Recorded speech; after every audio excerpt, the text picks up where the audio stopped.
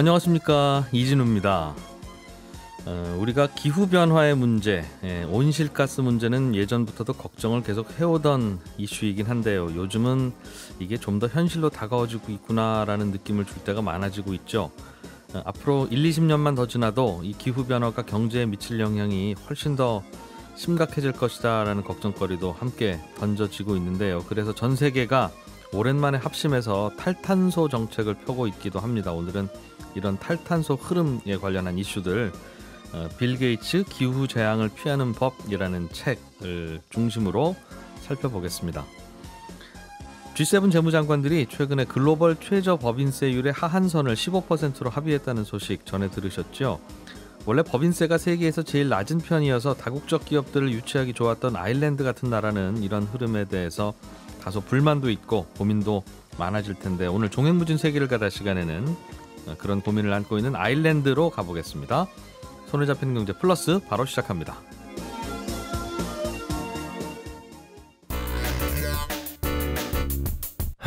오늘 왜 이래요?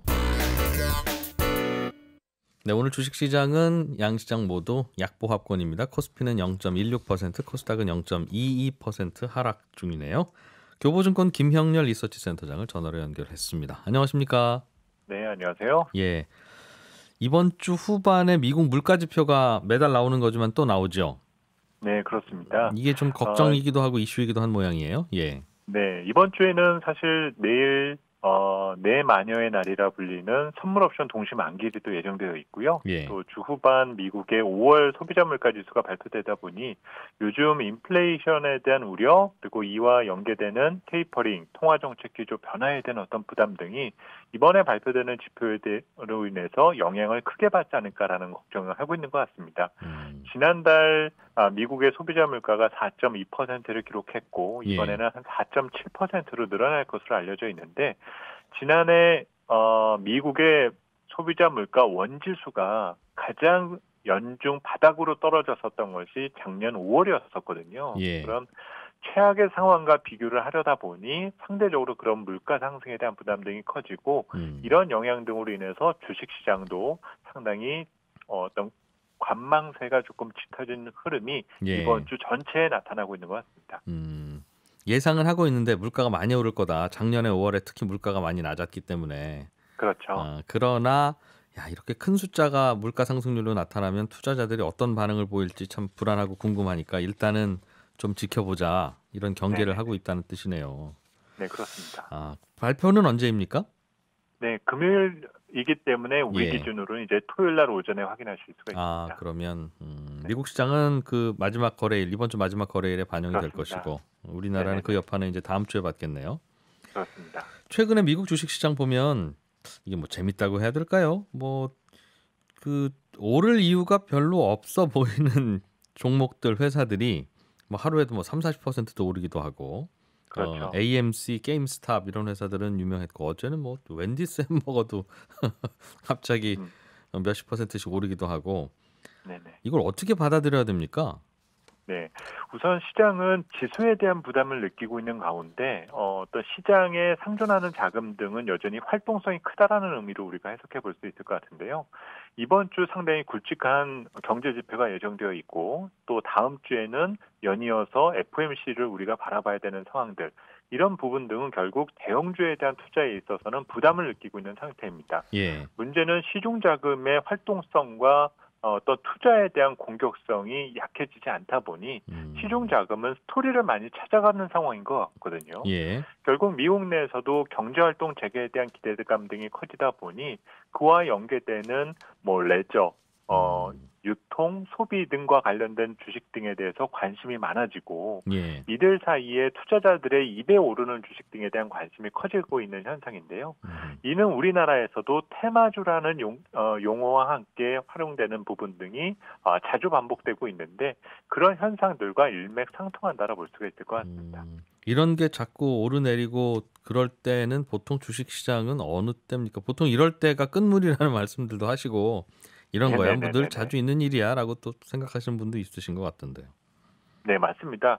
어떤 유동성에 대한 쏠림 현상, 그리고 어떤 이론적인 근거보다는 오히려 수급적인 이유에 치우치는 경향들이 많았을 때 나타나는 경우이기 때문에 예. 오히려 시장의 질은 별로 좋지 않다라는 쪽으로 우리가 생각해 볼 수가 있는데요. 이런 어떤 유동성 쏠림 현상의 끝에는 항상 이런 비정상적 가격 형상에 대해서 감독 당국이 상당히 부정적인 멘트를 내놓는 경우들이 대부분입니다. 우리가 얼마 전 암호화폐에 대한 비정상적 가격 급등에 대해서 감독 당국의 멘트 하나가 심리를 어그러뜨리는 현상이 나타나 주었지 않습니까? 예. 마찬가지로 밈 주식, 테마 관련 주식 등의 경우에는 이런 비정상적인 가격 형상에 어떤 불공정한 거래가 없는지 감독 당국은 멘트를 할 가능성이 커진다라는 거죠. 예. 그리고 그 과정을 또 겪고 난 이후에는 결국은 기본으로 돌아가자. 백투더 베이직과 관련된 부분 등으로 인해서 이제는 그러면 우량 주식은 무엇인가라는 것들의 스스로에 대한 질문과 답을 구하는 상황으로 돌아가게 될 개연성이 크다는 점입니다. 그러면 현재와 같은 상황에서 투자자들은 이런 가격 변화에 혹할 가능성이 조금은 커지겠지만 오히려 이럴 때일수록 재충전을 통해 양질의 주식에 투자할 수 있는 기회가 나한테 찾아오고 있다. 그 시기를 조금 더 기다리고 조율하는 방법 등이 현재로서는 조금 더 필요하지 않을까라고 보여집니다. 예. 설명하기 어려운 이상한 주식들이 오르는 현상은 시중의 유동성이 워낙 많이 풀리다 보니까 나타나는 이상 현상으로 해석하시는 건가요? 그렇습니다. 일종의 어떤 투자에 대한 습성과 어떤 관성에 대한 영향 등이 좀 더 크다라 보여지는데요. 내가 뭔가를 막 투자를 하다가 그 투자에 대한 상황이 약간 슬로우해지게 되면은 예. 뭔가 내가 쉬어서는 안 될 것 같다라는 습성이 자꾸 생기게 된다라는 거죠. 근데 투자라는 것은 그렇게 뭔가 공격만을 했었을 때 나의 수익을 지켜낼 수 있는 것이 분명히 아닌 건데 예. 그 습성을 조절하게 되는 그 시기가 가까워졌다는 어떤 신호로서 최근에 밈 그리고 우리 국내에서는 뭐 정치 테마주들 예. 이런 것들의 활동성이 커졌었다라는 것은 그런 의미를 조금 내포하고 있다라는 것을 생각해 주셨으면 합니다. 그러면 시장에서 이게 유동성이 빠져나가면서 주식시장이 조정을 보이게 되면 그런 주식들이 먼저 떨어질 거 아니겠습니까? 유동성 때문에 오르는 주식이라면? 그렇습니다. 그러면 오히려 그런 주식들의 움직임을 시장에 뭐 카나리아라고 해야 되나요? 뭔가 그 먼저 나가 있는 그 센서나 진단 용도로 쓸 수도 있겠습니까? 그러니까 저 주식들이 오르는 동안에는 아직 유동성은 풍부하다는 증거고 또 반대로 네, 그렇죠. 저기가 먼저 쓰러지면 이게 유동성이 점점 이제 좁아질 수 있는 줄어들 수 있는 징조로 보고 좀 긴장한다면 그거 직접 투자하진 않더라도 유용한 지표로는 쓸 수 있을 것 같은데요. 맞습니다. 그래서 이전에 우선주주 급등 랠리가 끝나고 난 이후에는 오히려 우량 주식 등과 블루칩 주식들이 더 상대적으로 강세를 보이는 경우들이 많아졌었거든요. 그만큼 가격의 변동에 의한 정보 전달 효과가 시장에서 나타나게 되는 의미로 우리가 해석해 볼 수가 있고 지금은 대형주와 지수 관련주를 끌어줄 수 있을 만한 수급 주체가 부재한 영향인 부분인 건데 이런 분산된 자금들이 양질의 주식으로 우리가 집중되는 변화를 보이게 된다라면 이제 시장은 조금 더 건전화될 수 있다라고 볼 수가 있겠죠. 그 주식까지도 내리고 나면 이제 주식시장 하락세는 아니라 그러면 그 주식들이 떨어져 나가고 나면 다시 우량주로 돌 가능성이 높다는 생각이시네요. 그렇습니다. 주식시장이 하락으로 전환되게 되는 그 시그널은 이런 수급 환경에 대한 변화보다는 경기의 정점을 통과했느냐 그렇지 않느냐가 더 중요하다라 볼 수가 있지. 어떤 시장의 질이 좀 떨어졌다. 이런 질이 좋지 않은 주식 등이 급등했다가 빠지니까 이제 시장은 끝났다라고 단정져야 될 필요는 없다라는 거겠죠. 그렇군요. 경기의 질 내지는 경기의 고점을 찍었는지 안 찍었는지는 주로 어떤 지표들을 좀 보면 판단하기가 쉽습니까? 사실 그런 부분은 이제 어떤 생산 활동과 수요에 대한 밸런스를 우리가 찾는 과정이 필요하고요.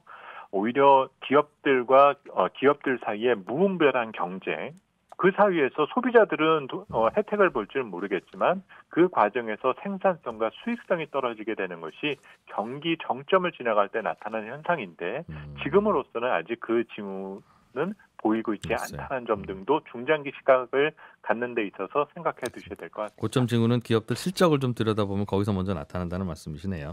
그렇습니다. 교보증권의 김형렬 리서치 센터장이었습니다. 고맙습니다. 감사합니다.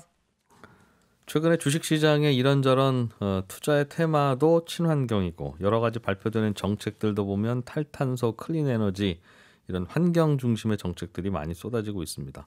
다 좋은 말이기 때문에 다 그냥 그러려니 하고 그래야지라고 끄덕끄덕 하긴 하지만 사실 또 궁금한 게 좀 있죠. 왜 요즘 들어서 갑자기 이러지 더? 이제 이런 생각도 좀 들고 그러면 구체적으로 어떻게 좀 해야 된다는 건가 하는 생각도 좀 들 텐데 최근에 그런 궁금증에 대해서 답을 주려는 생각이었을까요? 빌 게이츠가 이와 관련한 책을 쓰기도 했습니다. 어떤 내용이 담겨 있는지 중앙일보 남국민 기자와 함께 이 책 내용을 중심으로 요즘의 친환경, 탈탄소, 클린 에너지 트렌드 살펴보겠습니다. 어서 오십시오. 예, 안녕하세요.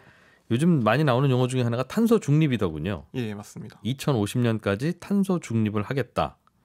무슨 뜻이에요? 탄소 중립은? 중립? 이게 뭐 탄소 제로면 제로고 이제 중립이란 말이 좀 낯설잖아요. 근데 예. 일반적으로 저희가 어떤 활동을 하면 뭐 차를 타고 어딜 가든지 뭐 어떤 물건을 만들어내든지 하면 연료를 태우면서 탄소가 이제 배출이 되죠. 네. 이제 그러면 이제 배출량이 플러스가 되는 건데 탄소를 또 이제 저감하는 기술이 있는데 뭐 나무를 심거나 익숙한 게 네. 나무를 심거나 뭐 탄소 포집 기술, 공기 중에 떠다니는 탄소를 이렇게 붙잡는 기술이 요즘은 예. 개발이 돼 있더라고요. 이제 그러면 또 마이너스가 되잖아요. 탄소가 줄어든다는 거죠. 그쵸. 지구의 대기 중에. 예, 뭐 예. 쓰는 걸 좀 덜 써도 그게 저장 감축량이 포함이 되거든요. 네. 그래서 이걸 합쳐서 0으로 만들면 이게 순제로, 그러니까 더하기 빼기를 해서 딱 0을 만들면 그게 중립이라고 이제 표현을 하더라고요. 탄소가 적자도 아니고 흑자도 아니고 예, 2050년까지는 2049년의 상태를 계속 유지하겠다는 거네요. 그렇죠. 그때 그때부터는 이제 더 늘지 이상- 않게 하겠다. 예, 맞습니다.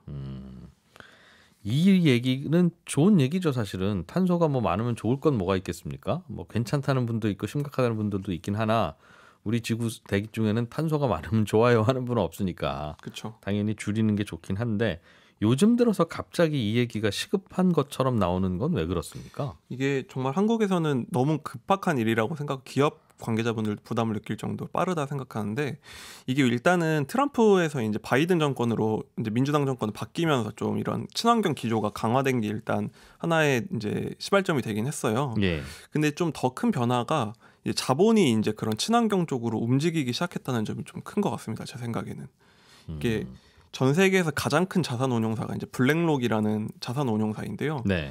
여기가 운용하는 자산이 한 1경원 정도가 돼요. 한 9조 달러 정도 돼가지고. 근데 여기서 이제 연초마다 연례 서한이라고 이제 주주들이나 자기들이 투자사에 보내는 서한이 있는데 예. 2019년부터 이제 이런 사회적 가치를 실현하지 않는 기업엔 투자를 줄이거나 뭐 하지 않겠다 이런 얘기를 했고 올해 서한을 보면은 굉장히 많은 부분을 아예 탄소 중립 이 부분에 할애를 했더라고요. 그래서 자기들이 온도 관련 지표를 도입했다 이미. 예. 그러니까 어떤 기업이 얼마나 그런 걸 배출하는지를 다 수량화를 한 거죠. 그래서 그거에 맞춰서 투자를 한다는 거니까 한마디로 그게 좀 기준을 초과하는 기업에는 이런 투자금이 회수될 수도 있고 가까이 한국에서도 국민연금이 예. 석탄 발전 산업에 이제 투자하지 않겠다고 저번 달에 발표했거든요. 그러니까 이제는 친환경 이런 탈탄소 문제가 그냥 뭐 해도 좋은 친환경 이 정도가 아니라 기업의 생존이 걸려 있는 경제 구조를 바꾸는 일이 된 거죠. 최근에 빌 게이츠가 기후 재앙을 피하는 법이라고 하는 책을 써서 화제가 됐는데 그 책도 이런 내용들 알고 있기도 하고 뭐 당연한 얘기를 써놓은 것 같기도 하고 그러나 또 우리가 몰랐던 사실도 좀 들어있고 그런 류입니까? 주장하는 바는? 일단 빌 게이츠가 이 친환경 탈탄소 산업에 굉장히 관심이 많은데 네. 이 책은 이제 저희가 이제 목표를 정확히 제시를 해요. 뭐 이제 저희가 그냥 2050년이 먼 얘기처럼 느껴지기도 하고 탄소가 눈에 보이는 것도 아니고 그렇잖아요.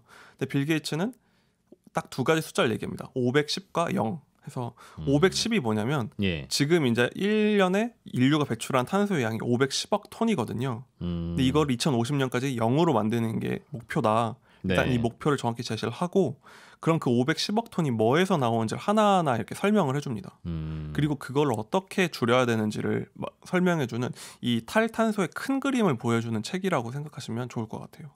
혹시 거기에 제가 아직도 의문으로 남아있는 그런데 왜 요즘 들어서 갑자기 더 시급한 것처럼 이러냐 그런 거죠. 예를 들면 건강관리하고 운동하고 식이요법하는 건 1살 때부터 70살 때까지 다 중요한데 그렇죠. 왜 그동안은 잘 안 하다가 지금 예를 들면 46살이 된 지금부터 왜 갑자기 이러냐 뭔가 다른 일 있었지 혹은 뭐 건강진단에서 뭐 나왔어? 뭐 이제 이런 의문이 들잖아요. 그렇죠. 이 기후 변화와 탈산탄소 정책에 대해서도 무슨 그런 계기가 있는 겁니까?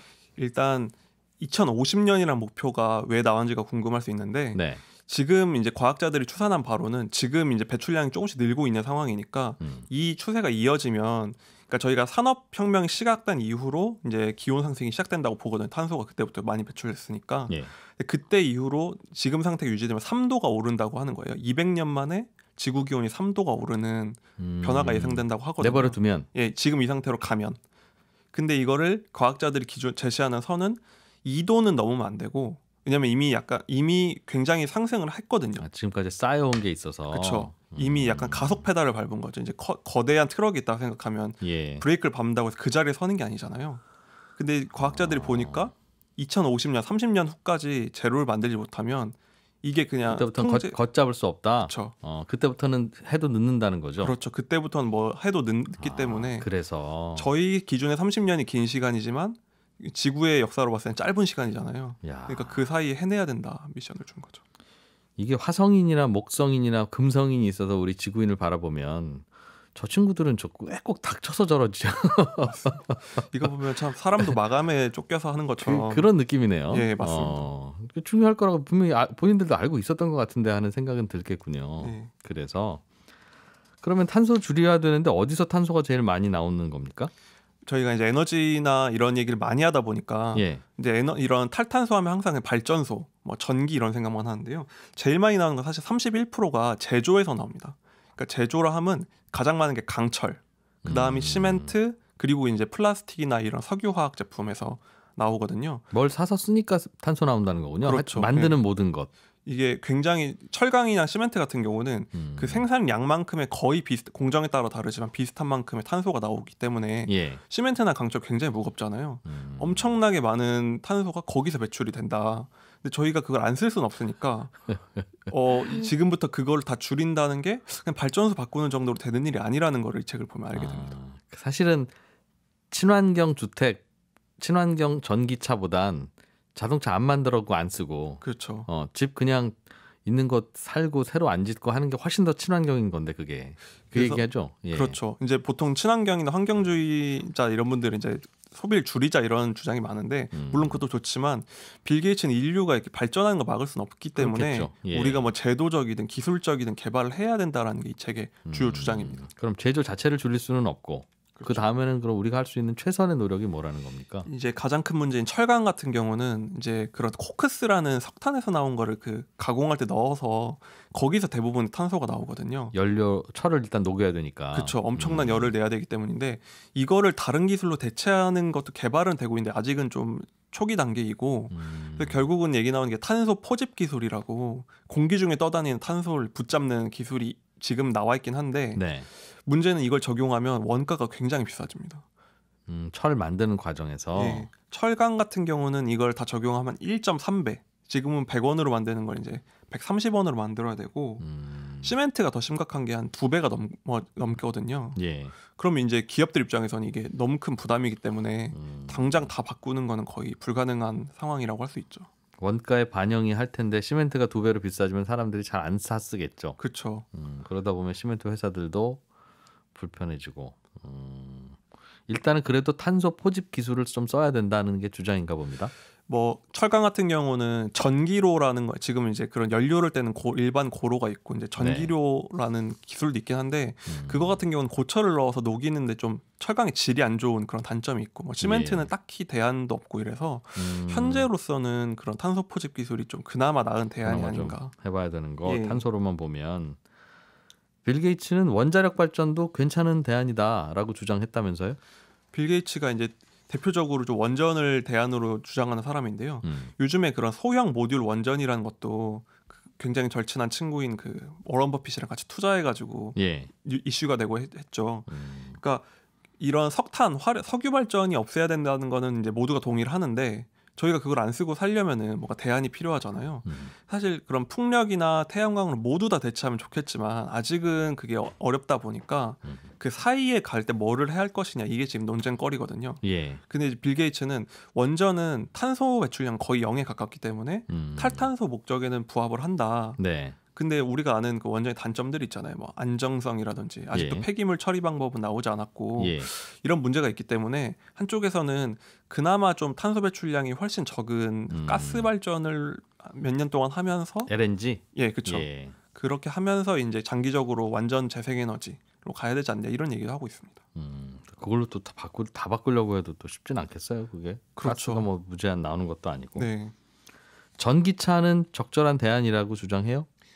전기차 같은 경우는 이제 우리가 배출하는 그 전체 510억 톤의 탄소 중에 예. 그럼 차가 차지하는 게 이제 한 8% 정도 되거든요. 근데 이제 그나마 전기차 같은 경우는 희망적인 게 이미 좀 기존 내연기관이랑 거의 경제성이 비슷해진 상황이기 때문에 다른 기술들에 비하면 전기차나 휘발유차나 이제는 연료비는 비슷할 거다 이거죠. 그렇죠. 이제 예. 제조비도 뭐 굉장히 낮아지고 하니까 이 부분은 생각보다는 그렇게 큰 어려움이 없을 거다라고 전망을 하고 있어요. 예. 근데 이제 전체 배출량 중에 8%라 그랬잖아요. 근데 예. 저희가 전기차 보급만 되면 마치 이런 친환경 문제 끝날 것처럼 생각하지만 이 엄청난 탄소량 중에선 굉장히 작은 부분일 뿐이다 하면은 이 탈탄소가 얼마나 규모가 큰 문제인지가 좀 내일부터 우리가 자동차 안 타고 다니더라도 나오는 배출하는 탄소의 8%만 줄일 수 있고. 그렇죠.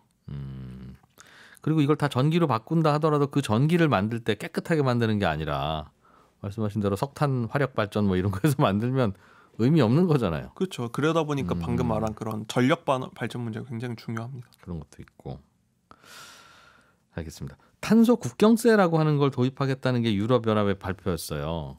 이것도 우리에게는 뭔가 이제 무역 장벽이 될 수도 있을 것 같아서 걱정인데 개념이 어떤 겁니까?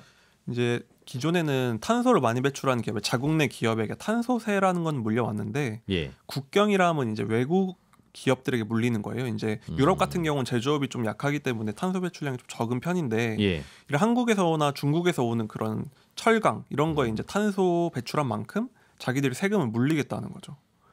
일종의 뭐 그 뷔페 갔을 때 환경 부담금을 물려가지고 이제 밥을 못 남기게 하는 것처럼 그걸 외국에다 한다는 건데 저희 입장에서는 하나의 관세, 무역 장벽으로 느껴질 수 있습니다. 그 얘기 들을 때마다 본인들이 소비하니까 이쪽에서 만든 거 아니겠어요? 그렇죠.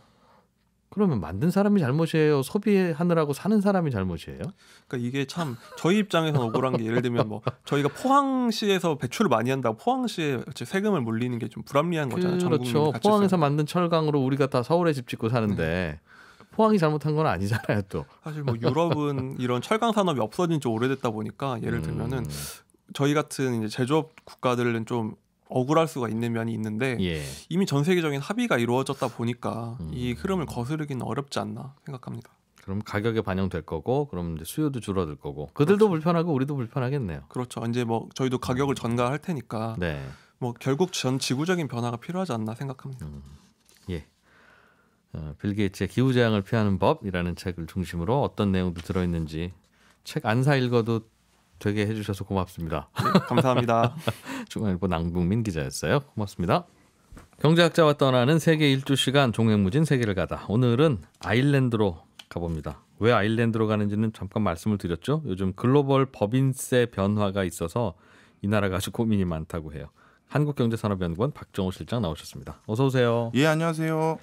아일랜드는 저기 저 영국 근처에 있죠? 거기. 예, 맞습니다. 예. 큰 나라는 아니죠. 아, 예. 전 세계에서 소국으로 분류하는 기준이 인구가 400만 명 이하인 국가인데요. 예. 아일랜드는 그 중에 포함되니까 역시 소국이긴 맞습니다. 예. 그런데 이제 전 세계적으로 아일랜드가 주목받는 이유 중에 하나는요. 우리가 익히 다 알고 있는 회사들의 글로벌 본사가 전부 다 아일랜드에 위치하고 있기 때문인데요. 그래요? 예. 구글, 페이스북, 페이팔, 야후, 애플, 트위터, 심지어 요즘 백신 때문에 아주 이슈가 되고 있는 화이자 제약의 유럽 본사까지도 전부 아일랜드에 위치하고 있습니다.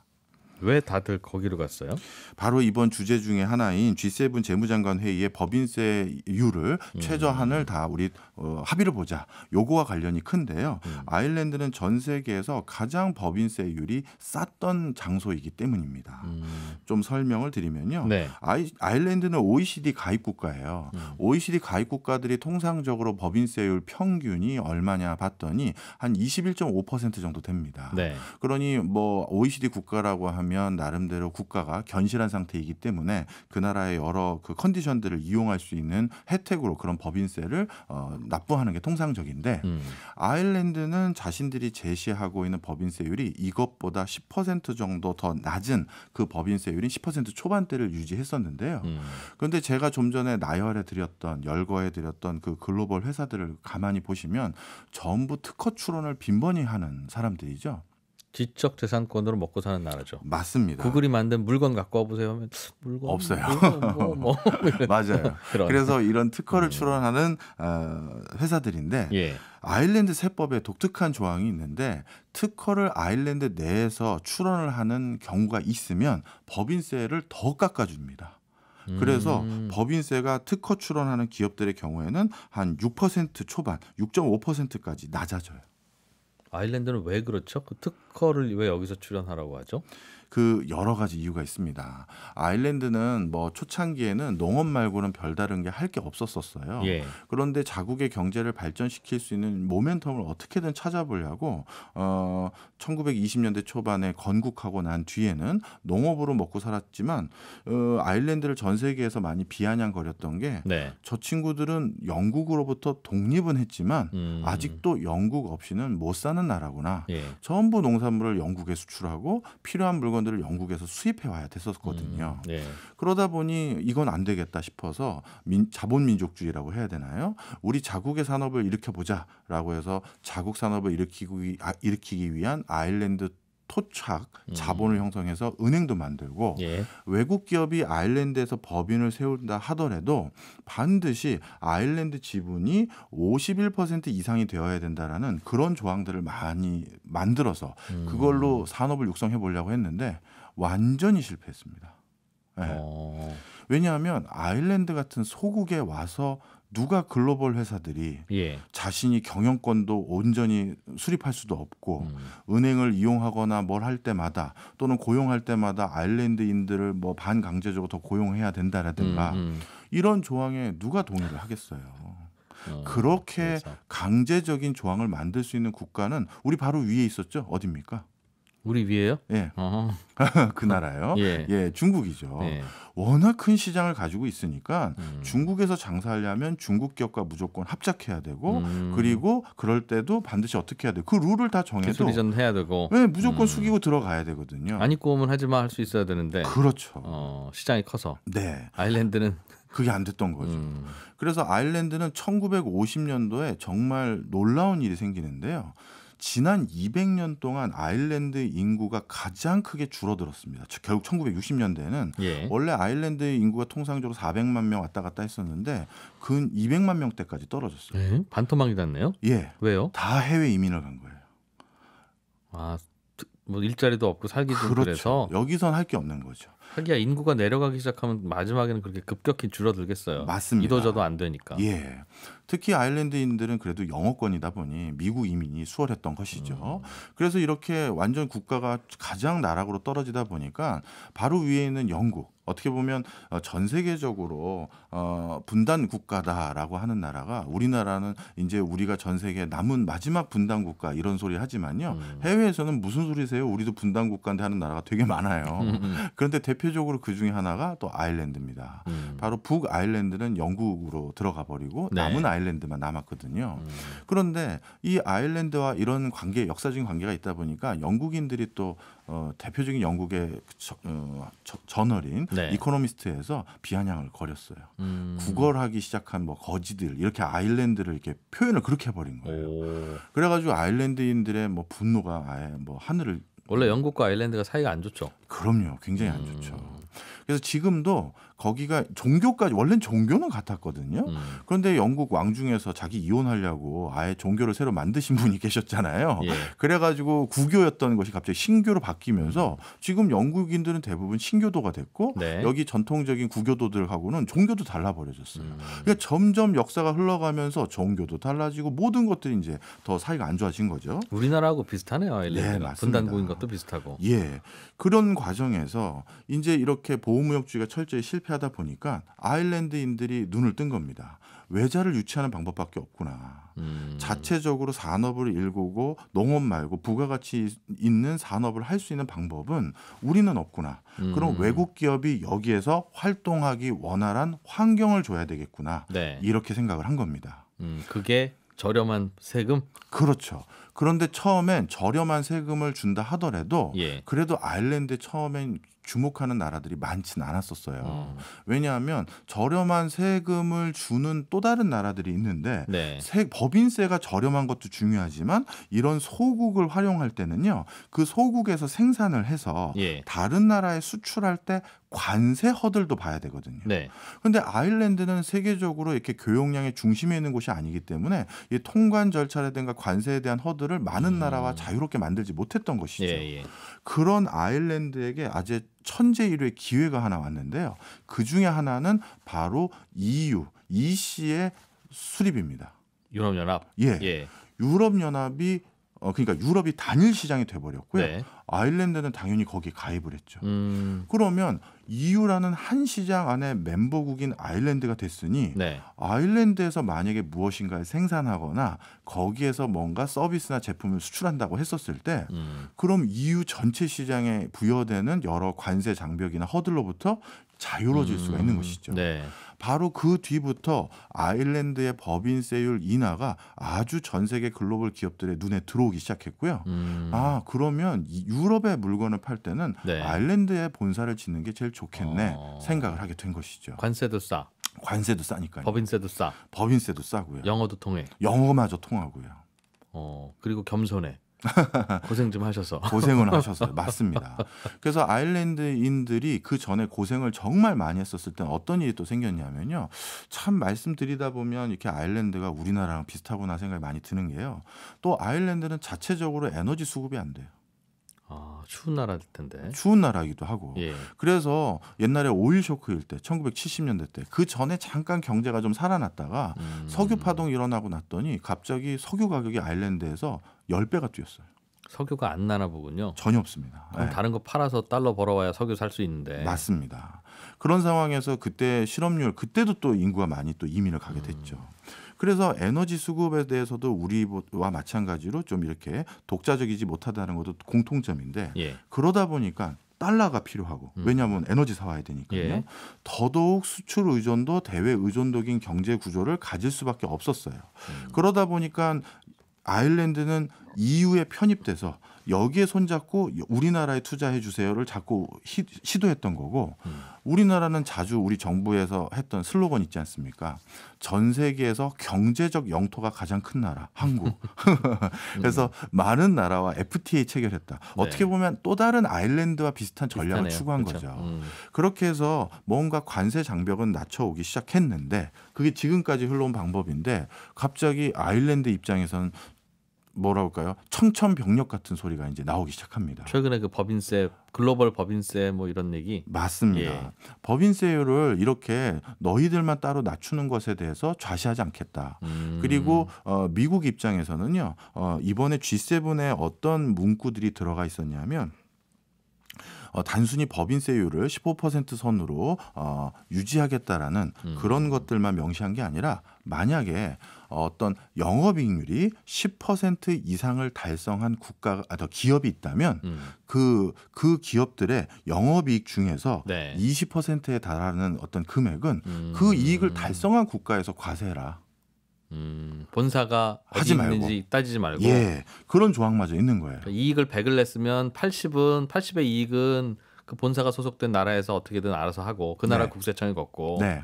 그 이익의 20%는 그 회사가 여기저기서 영업하는 나라 국세청들이 모여서 알아서 그거 나눠 갖자. 맞습니다. 바로 그런 이유들 때문에 그러면 이제 제일 피해 보는 게 또 아일랜드죠. 왜요? 유럽 전체에서 이익을 보고 그동안은 세금은 아일랜드에서 조금 내고 말 수 있으니까. 네, 냈잖아요. 예. 그러니까 아일랜드 입장엔 6%만 과세해도 여기저기서 번 이익을 전부 우리한테 내니 예. 나쁘지 않은 장사였죠. 그렇죠. 근데 이제는 그 이익의 상당 부분을 그래서 지금 영순위가 되는 타겟층을 아마존이라고들 해요. 예. 아마존이 전 세계에서 이런 유통과 관련해서 돈을 제일 많이 버니까요. 네. 그래서 아마존이 이제 독일에서 번 거, 프랑스에서 번 거, 뭐 네덜란드에서 번 거, 그 나라에서 일부 다 과세해. 네. 아일랜드에서 하지 말고. 예를 들어서 이렇게 될 수 있다라는 거죠. 그럼 아일랜드 갈 이유가 없군요. 그렇죠. 법인들이. 맞습니다. 바로 이런 것들이 최근 아일랜드가 지금 고민하고 있는 가장 큰 고민 중에 하나다. 이렇게 보시면 되겠어요. 그러면 이제 법인들이 특히 글로벌 기업들이 조세 피난처 활용하고 이런저런 절세 정책 쓰고 하는 거는 이제는 옛날 일이 되는 겁니까? 그렇게 봐야 돼요? 아니면 또 무슨 수를 쓸까요? 무슨 수를 쓸 것 같고요. 그다음에 국가들마저도 큰 원칙에는 동의했는데 이게 세부 강론에서는 지금 입장 차이가 그 뒤에 이 재무장관 회의 끝나고 나서 입장 차이가 점점 더 심해지는 것 같습니다. 그래요? 대표적으로 말씀드리면 먼저 미국도 바이든이 이거 하자라고 먼저 깃발을 꽂았거든요. 글로벌 법인세 하한선. 예. 그런데 그러니까 미국의 지금 상황을 보면요. 제가 요즘 미국의 여러 대표적인 일간지하고 주간지를 읽으면 진짜 이게 미국 소식이 맞나? 진짜 무슨 르몽드나 저기 뭐 예를 들어서 가디언지 유럽에 있는 여러 일간지를 보는 느낌이 들 정도로 어떤 내용이 많냐면 정책에 사회주의 색깔 많다는 거죠? 그렇습니다. 진짜 미국이 유럽식 복지 국가를 지향하려는 지금의 어떤 정권 기조는 그게 굉장히 강해요. 세금 확실히 내고 그걸로 공적 부분에 투자하고 예. 양극화 줄이고 미국이라는 게 자본주의의 총아로서 지금까지 자본주의 세계를 리딩해 왔는데 지금 이 수준으로 계속 갔다가는 자본주의의 병폐인 양극화 네. 이게 이번 코로나19 이후로 더더욱 극단적으로 벌어져서 이제는 더 이상 이 자본주의 시스템이 이것 때문에 지탱 못할 것 같다고 생각하는 것 같아요. 미국이. 네. 학자들도 마찬가지고 관료들도 마찬가지고요. 그러다 보니까 드디어 옛날에 이건 미국의 정서에 안 맞는 거거든요. 세금을 과하게 부과하고 인위적으로 재단하는 거. 예. 그런데 이걸 하자고 이제 바이든은 저 외국까지 가서 벌써 이제 합의 보고 왔는데 네. 공화당은 우리는 이번에 당론으로 이걸 반대하겠다.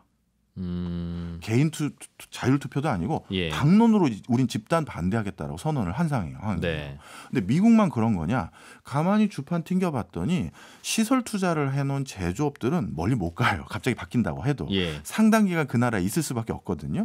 근데 영국의 경제를 좌지우지하고 이끌어주는 가장 중요 산업은 금융업이거든요.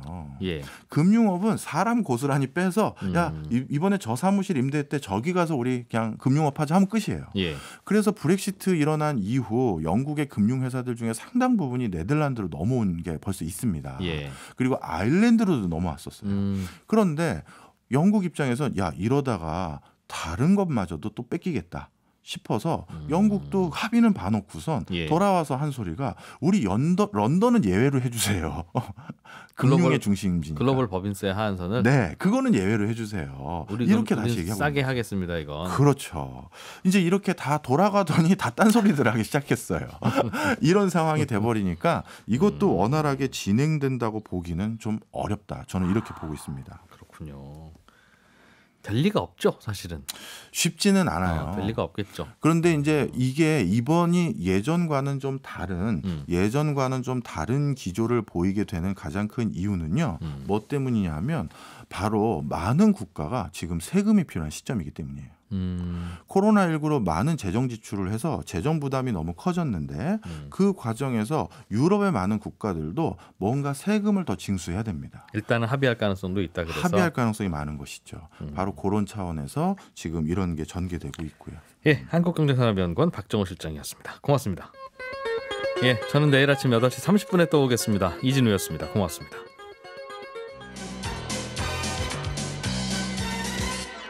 더 깊고 더 재미있는 경제 이야기. 이진우의 손에 잡히는 경제 플러스.